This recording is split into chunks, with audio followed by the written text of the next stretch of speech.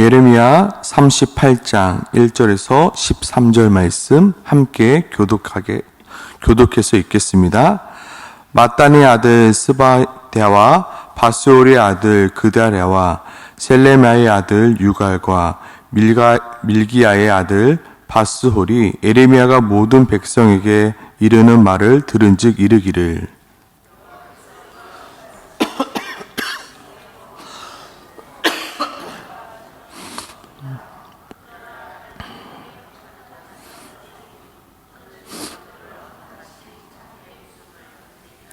여호와께서 이와 같이 말씀하시니라. 이 성이 반드시 바벨론의 왕의 군대의 손에 넘어가리니 그가 차지하리라 하셨다 하는지라.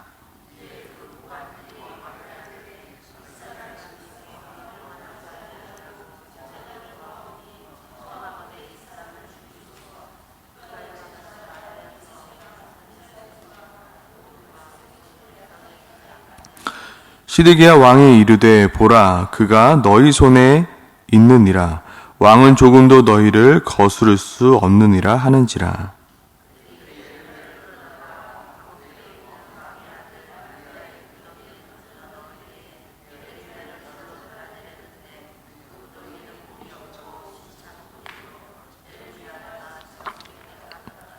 왕국 내시 구스인 에벳 멜렉이 그들이 예레미야를 구덩이에 던져 넣었음을 들으니라. 그때 왕이 베냐민 문에 앉았더니 내 주 왕이여 저 사람들이 선지자 예레미야에게 행한 모든 일을 악한 일이다. 성 중에 떡이 떨어졌거늘 그들이 그를 구덩이에 던져 넣었으니 그가 거기에서 굶어 죽으리이다 하니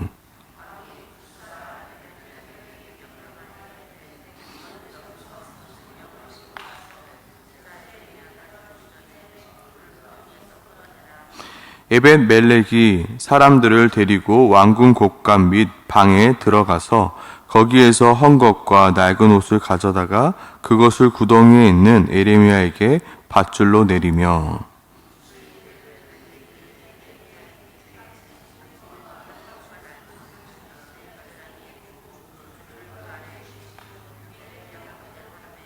함께 읽겠습니다. 그들이 줄로 예레미야를 구덩이에서 끌어낸지라. 예레미야가 시위대 뜰에 머무니라. 아멘. 오늘 예루살렘의 지도자들이 지금 시드기 왕을 찾아왔습니다. 그리고 시드기 왕에게 이렇게 간청합니다. 예레미야를 반드시 죽여야 합니다.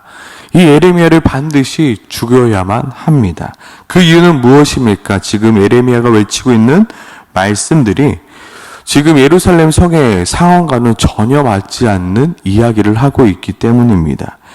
예레미야가 외치고 있는 말씀은 어떤 말씀입니까? 백성들의 평안을 지금 해치고 있는 말씀이기 때문입니다. 또한 성 안에 있는 군사들의 그 사기를 약하게 만들고 있기에 왕이여 그를 죽여서라도 당장 그가 외치고 있는 그 말씀을 백성들과 떨어지게 멀게 만들어야 합니다. 지금 이대로 가다가는 우리 모두 다 죽습니다. 우리 모두가 죽는 것이 아니라 예레미야 저 한 사람만 죽이면 될 것 같습니다. 라고 이야기하고 있습니다. 그 내용이 바로 4절 말씀입니다. 이에 고관들이 왕께 이르되 이 사람이 백성의 평안을 구하지 아니하고 재난을 구하오니 청하건대 이 사람을 죽이소서. 그가 이같이 말하여 이 성에 남은 군사의 손과 모든 백성의 손을 약하게 하나이다. 오늘 시드기야 왕을 찾아와 예레미야를 당장 죽여야 한다 하는 이들의 판단은 어떻게 보면 세상적으로 너무나도 정확하고 옳은 그리고 합리적인 판단일 수 있습니다. 왜냐하면 예레미야가 외치고 있는 외침은 바벨론의 군대에 둘러싸여 있는 이 예루살렘 성 안에 있는 사람들의 더 두려움을 주고 불안감을 주는 말씀이었기 때문입니다. 더 이상 싸울 의지조차 없게 만드는 말씀이기에 오늘 이 지도자들이 시드기야 왕에게 찾아가 한 말은 어쩌면 너무나도 옳은 말이었습니다. 지금 전쟁 중인데 이 성하에 머무는 자는 칼과 기근과 전염병으로 죽으리라 라고 말하는 것이 어쩌면 맞지 않는 말입니다. 또한 그러나 갈대인에게 항복하는 자는 살리라 라는 말씀은 정말로 지금 전쟁 중에 있는 군인들에게는 사기를 꺾는 말이었기에 어떻게 보면 오늘 시드기야 왕에게 가서 이야기하고 있는 이 지도자의 말은 100번 옳은 말일 수 있습니다. 에레미야를 죽여서라도 예루살렘의 성에 있는 분위기를 반전시켜야 했기에 지금 예루살렘의 지도자들은 시드기야 왕을 찾아가서 에레미야 선지자를 반드시 죽여야 한다 외치고 있는 것입니다. 이 상황은 누가 보아도 길에 가는 사람 아무나 붙잡고 물어봐도 이 에레미야 선지자의 말은 죽어 마땅한 말이었습니다. 안 그래도 불안하고 안 그래도 두려움이 가득한 예루살렘 성 안에서 그들을 격려하고 위로하는 것도 모자라 저주를 퍼붓고 있으니 에레미야는 지금 죽을 짓을 하고 있는 것입니다. 지금 예루살렘 성 안에 있는 사람들에게 필요한 것은 재난이 아니라 무엇입니까? 평안이었을 것입니다. 그러므로 에레미야는 어떻게 선포해야 했습니까? 하나님은 우리와 함께하고 계십니다. 다윗이 골리앗과 맞서 싸울 때 하나님이 다윗과 함께하고 있으니 골리앗을 쓰러뜨리지 않았습니까? 하나님이 우리와 함께하고 계시니 저 골리앗은 우리가 무너뜨릴 것입니다 라고 그렇게 선포해야 되는 것이 맞을 것입니다. 그런데 지금 에레미야는 정반대의 이야기를 하고 있죠. 아무리 그게 하나님의 말씀이 맞을지라도 지금 이 상황은 재난이 아닌 평안을 선포해야 되지 않습니까? 지금 전쟁 중이라고요. 지금 사람들 모습 보이지 않습니까? 모두가 불안해하고 모두가 두려워 떨고 있는데 지금 싸울 힘조차도 없는데 지금 이렇게 힘든 이야기를 하고 있으면 어떡합니까? 지금 여러 차례 이야기했거든요. 그만하라, 그만하라. 그래도 예레미야가 계속해서 선포하고 있으니 지금 결단을 내리고 있는 것입니다. 그러나 오늘 예루살렘 지도자들이 실수하고 있는 것이 무엇입니까? 그들이 정작 백성들의 평안을 구하였지만 정작 그들이 구해야 할 하나님의 뜻은 구하지 않았다는 것이 그들의 실수였습니다. 그들이 정말 구해야 했던 것은 이 성의 평안이 아니라 하나님의 뜻이었습니다. 정말 그들이 주의 깊게 살펴야 됐던 것은 백성들의 표정이 아니라 하나님의 얼굴이었습니다. 백성들의 마음을 살피는 것보다 먼저 하나님의 마음을 살피는 것이 그들에게 우선순위였다는 것입니다. 그런데 그들이 지금 백성들만을 바라봤기에 백성들의 표정과 백성들의 그 분위기와 백성들의 그 마음만 살폈기에 무엇을 살피지 못했다고요? 하나님의 마음과 하나님의 뜻을 살피지 못했다고요. 정말 우리가 실수하지 말아야 될 것이 바로 여기에 있습니다. 정말 우리가 먼저 구해야 될 것은 하나님의 뜻입니다. 먼저 우리가 살펴야 될 것은 하나님의 뜻입니다. 이 지도자들이 무엇을 바라보고 있습니까? 이 백성의 평안을 구하지 아니하고 재난을 구하고 있습니다. 우리가 먼저 구해야 될 것은 그 백성의 평안이 아니라 바로 하나님의 뜻인 것입니다. 결국 하나님의 뜻이 무엇인지도 모른 채 백성들의 평안만을 바라봤던 이들은 그 백성을 잘못된 길로 인도하고 말았습니다. 이는 마태복음 15장 14절의 말씀처럼 맹인이 맹인을 인도하여 둘이 다 구덩이에 빠지게 되는 모습입니다. 하나님의 뜻이 무엇인지 몰랐기에 결국 그 예루살렘의 성 안에 있는 모든 사람들까지 웅덩이에 빠뜨리고 마는 것입니다.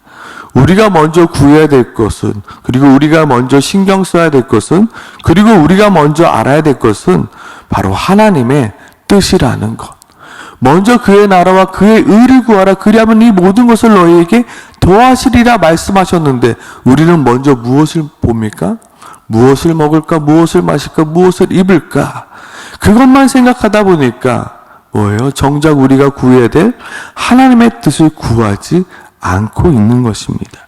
제 아무리 좋은 길이라도 그것이 하나님과 반대되는 뜻이라면 그 길은 망하는 길입니다.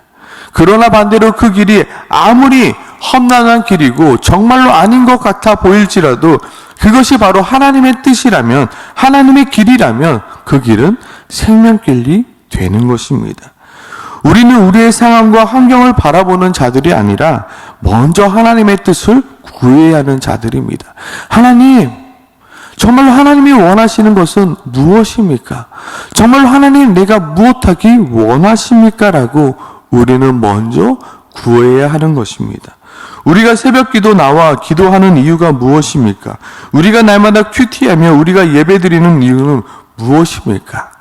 많은 경우 우리는 하나님, 내 뜻은 이것이거든요. 하나님, 내 뜻대로 되게 해주세요. 하나님, 이 방법이거든요. 이 길이거든요. 지금 이 순간이거든요. 하나님, 제발 나 좀 도와주세요. 우리의 기도가 어쩌면 이러한 기도일 수 있습니다. 그렇지만 우리의 기도는 바뀌어야 됩니다. 하나님, 하나님의 뜻이 무엇입니까? 나로 하나님의 뜻을 알게 하여 주시옵소서. 정말로 하나님, 나는 갈 길 모르니, 오늘 불렀던 찬양처럼요, 나는 갈 길 모르니 주여 인도하여 주시옵소서. 어디 가야 좋을지 나는 알 수 없습니다. 하나님, 하나님의 뜻대로 나를 인도하여 주시옵소서. 나는 아무것도 모르니 주님, 나를 가르쳐 주옵소서. 어찌해야 좋을지 나를 가르쳐 주시옵소서.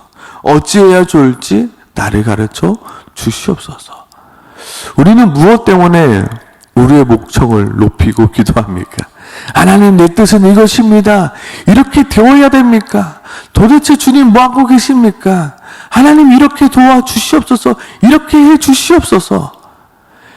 하나님의 뜻은 전혀 알지 못한 채 내 뜻만을 외치고 있습니다. 내 뜻만을 하나님께 강요하고 있습니다. 우리의 신앙생활은 바뀌어야 됩니다. 하나님, 하나님의 뜻은 무엇입니까? 하나님이 원하시는 방법은 어떠한 방법이십니까? 하나님, 내가 어떻게 해야 할지 모르니 하나님, 나를 가르쳐 주시옵소서. 다시 한번, 제 아무리 좋아 보이는 길일지라도 그것이 하나님과 반대되는 뜻이라면 그 길은 망하는 길입니다. 그리고 내가 보기에는 그것이 정말로 망하는 길처럼 보이지만 그것이 정말 하나님의 뜻이라면 그것은 나를 살리는 길이라는 것. 우리는 그것을 알아야 합니다. 하나님은 사람의 지혜보다 더 지혜로우신 분이십니다. 하나님은 사람의 강함보다 더 강하신 하나님이십니다.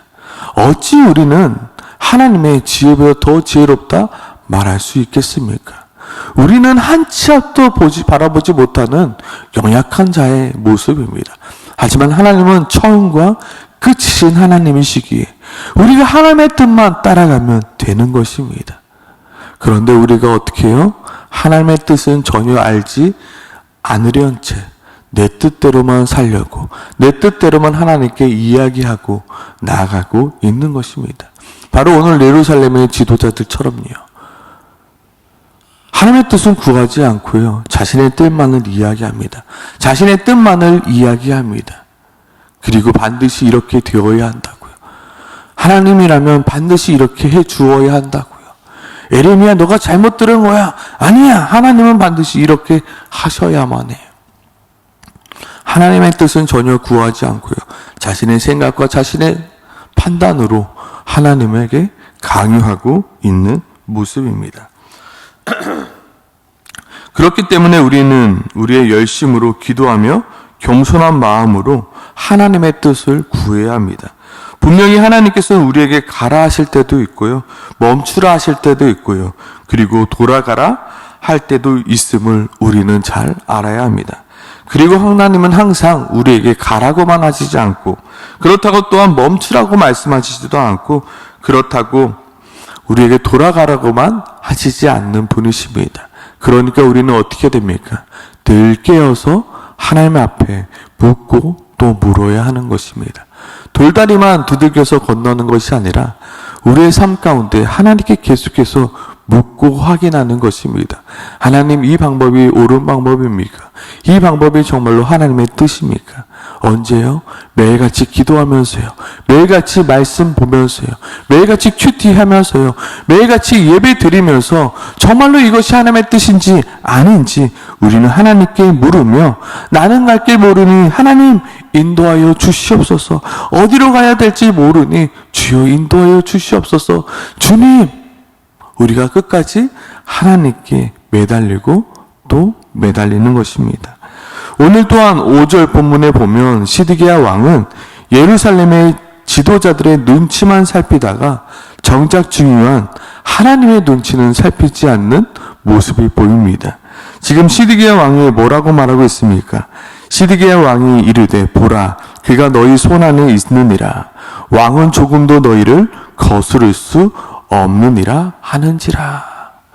지금 시드기야 왕이 거스르지 말아야 될 것은 무엇이었습니까? 바로 하나님의 말씀이었습니다. 그 지도자의 말이 아니라 하나님의 말씀은 거스르지 말았어야 됐는데 정작 중요한 하나님의 말씀은 거스르고 있는 것입니다.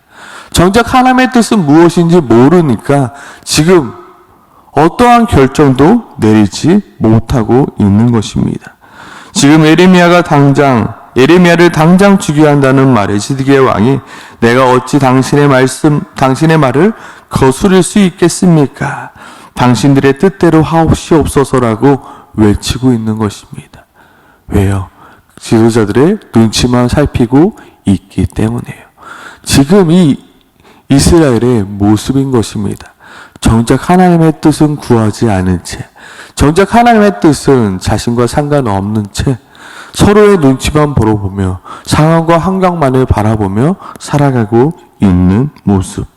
정작 시드기야가 거스르지 말아야 하는 말은 예루살렘의 지도자의 말이 아닌 선지자 예레미야가 전하는 하나님의 말씀에도 불구하고 시드기야는 선지자 예레미야가 전하고 있는 하나님의 말씀을 무시하고 넘어가 버립니다. 정말로 우리 마음 가운데 새겨야 될 것은 무엇입니까? 하나님의 말씀입니다. 세상 사람들이 하는 말이 아니라요, 하나님의 말씀인 것입니다. 우리가 정말로 거스르지 말아야 될 것은 하나님이 나에게 허락하신 말씀인데요, 참 우리는 하나님의 말씀은 잘 거스르고요, 누가 이랬대, 누가 저랬대, 세상의 말은 참 우리 마음에 거스르지 않고 잘 듣습니다. 우리는 누구의 눈치를 봐야 됩니까? 하나님의 눈치를 봐야 됩니다. 하나님의 마음을 바라봐야 됩니다. 하나님의 뜻을 바라봐야 하는 자들입니다. 지금 시드기야 왕이 정작 들어야 할 하나님의 말씀을 듣지 않고 예루살렘 지도자의 말만 듣고 있는 이유는 무엇입니까? 그 이유는 결국 시드기야 왕이 하나님 앞에 바로 서 있지 못하기 때문입니다. 하나님 앞에 바르게 서 있지 못하고 있으니까 계속 팔랑귀가 되어서요, 이것도 듣고 저것도 듣고 이게 맞나 저게 맞나 계속 보면요, 시드기야 왕이 예레미야에도 불렀다가 다른 사람 이야기도 들었다가 예레미야 말은 들었지만 그대로 행하지 못하고 있는 우유부단한 모습이 보입니다. 왜요? 정작 시드기야 왕이 하나님 앞에 바로 서 있지 못하고 있기 때문입니다. 우리의 신앙생활은 하나님의 앞에 바로 서 있는 훈련인 것입니다. 우리가 매일같이 기도하고 매일같이 큐티하고 예배드리며 우리가 하고 있는 모든 경건의 생활은 하나님 앞에 바로 서기 위한 훈련인 것입니다.